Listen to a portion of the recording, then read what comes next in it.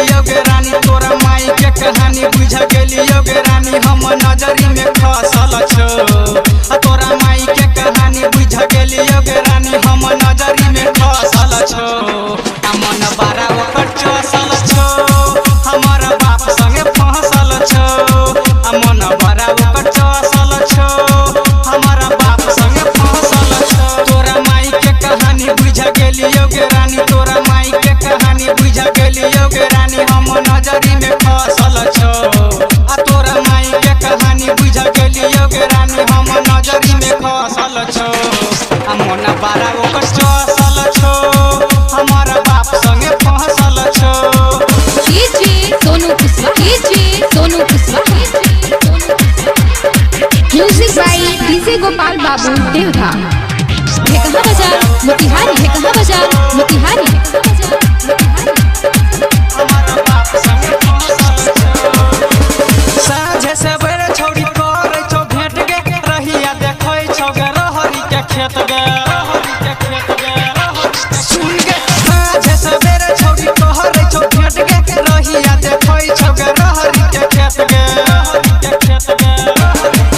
घास काटे के बहाना मिल अब छोरो जाना घास काटे के बहाना मिल अब छोरो जाना ओकर पतियो धसल छो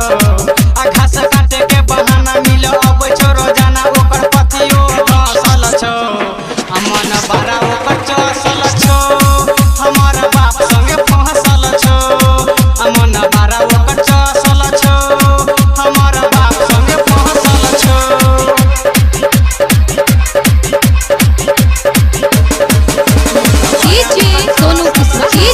सोनू कुशवाहा है कहाँ बाजार मोतिहारी है कहाँ बाजार मोतिहारी हमर तोहर सेटिंग हेतै खराब गे मम्मी के अपना सुधार लेना आब गे हमर तोहर सेटिंग हेतै खराब गे मम्मी के अपना सुधार लेना आब गे हमरा होया बड़ लाज बुतो टोल समाज हमरा होया बड़ लाज बुतो टोल समाज ओकर बिगड़ल नसल छो हमरा होया बड़ लाज बुतो टोल समाज ओकर बिगड़ल नसल छो